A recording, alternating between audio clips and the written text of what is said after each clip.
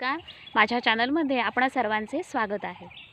आज आपण एक नवीन विचार घेऊन आज तुमच्यासमोर मी आलेली आहे. तो विचार आहे म्हणजे आपलं जे दैनंदिन काम आहे ते आपण कशाप्रकारे करावं आणि हे जर दैनंदिन काम आपला जो रोल आहे तो रोल जर आपण उत्कृष्टपणे निभावला, उत्तम प्रकारे केला तर आपल्या जीवनामध्ये आनंद निर्माण होऊ शकतो.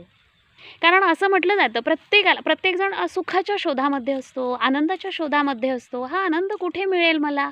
इथे मिळेल का? तिथे मिळेल का? तिथे मिळेल का? पण व्यक्ती असं करता करता करता पूर्ण आयुष्य कधी त्याचं संपून जातं ना, हे त्याला देखील कळत नाही.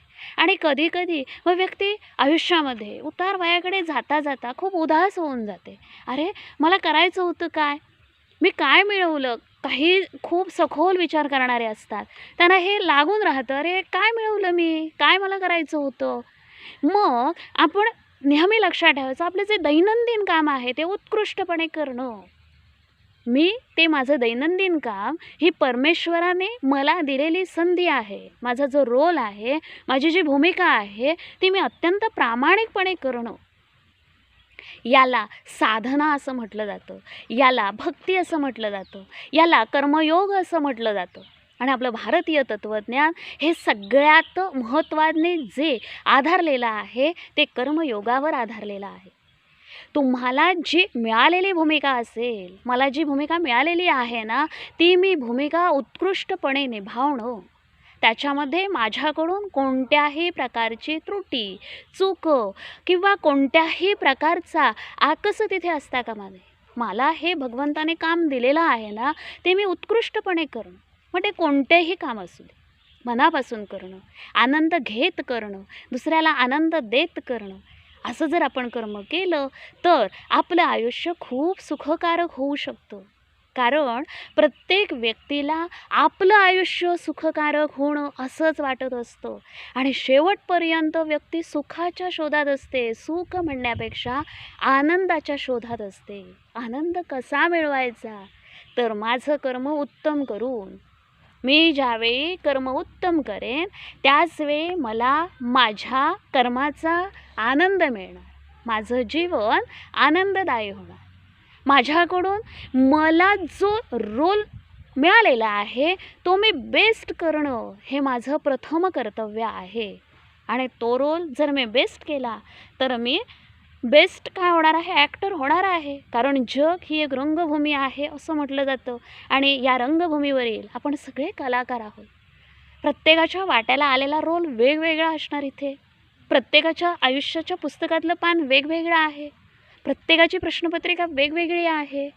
मग ही प्रश्नपत्रिका सोडवणं जे आहे किंवा या प्रश्नपत्रिका उत्कृष्टपणे सोडवून 100 पैकी 100 गुण मला मिळवायचे आहेत. म्हणजे काय? आनंद मिळवायचा आहे. तर मी हा आनंद कसा मिळवेल? माझी प्रश्नपत्रिका उत्कृष्टपणे कशी सोडवली जाईल? तर एकाच गोष्टीने सोडवली जाईल, ती म्हणजे माझं कर्म मी बेस्ट करणार. माझ्या कर्मामध्ये कोणतीही त्रुटी राहणार नाही. भगवद्गीतेमधील एक उत्कृष्ट उदाहरण आहे. कारण शेवटी अध्यात्माचा आदर हा घ्यावाच लागतो. त्याशिवाय जीवनाची परिपूर्णता होऊच शकत नाही. ज्यावेळी अर्जुनाने त्या कुरुक्षेत्रावरती आपल्या समोर सगळे आपले आप्त, स्वकीय, गुरु, बांधव सगळी आपली माणसं पाहिली, त्यावेळी धनुष्य खाली ठेवलं आणि श्रीकृष्णाला म्हणाला, "नाही देवा, श्रीकृष्णा, मी नाही युद्ध करू शकत रे. हे सगळे माझे आप्त स्वकीय आहेत, माझे बांधव आहेत. ज्याने मला कालपर्यंत ही सगळी धनुर्विद्या शिकवली ते माझे गुरु द्रोणाचार्य आहेत. माझे पितामह भीष्माचार्य आहेत. माझे हे सगळे चुलत बांधव आहेत. कसं मग युद्ध करू रे? ही सगळी माझी माणसं आहेत." त्यावेळी श्रीकृष्णाने उत्तम गोष्ट सांगितली अर्जुनाला. म्हणून गीता हे जगातलं महान तत्त्वज्ञान किंवा मोटिवेशन म्हणून ओळखलं जातं. अर्जुनाला त्यावेळी सांगितलेली गोष्ट होती, "अर्जुना, हे सगळे जरी तुझे आप्तस्वकीय असले ना, तरी तुला आज एकच गोष्ट महत्त्वाची आहे. तुझा धर्म कोणता? तुझं आत्ता यावेळी कर्म कोणता आहे? हे तुझ्यासमोर जे उभे आहेत ना, ते तुझे शत्रू म्हणून उभे आहेत रे. आणि जर तू आत्ता शस्त्र खाली ठेवलास, निशस्त्रीय झालास, तर मात्र जग तुला हसेल रे. या जगाकडे किंवा या जगाचा तुझ्याकडे पाहण्याचा दृष्टिकोन, तू पळपुटा होशील. त्यावेळी तुझं कर्म महत्त्वाचं आहे. आणि म्हणून भगवद्गीता हे जगातील सर्वश्रेष्ठ तत्त्वज्ञान आहे. आपल्याला देखील ह्या छोट्या छोट्या गोष्टी आपण आपल्या जीवनासाठी उपयोगी आणायच्या आहेत. कर्म महत्त्वाचं. आणि त्यावेळी अर्जुनाने पुन्हा शस्त्र हातात घेतलेलं आहे आणि पुढचं महाभारतीय युद्ध झालं.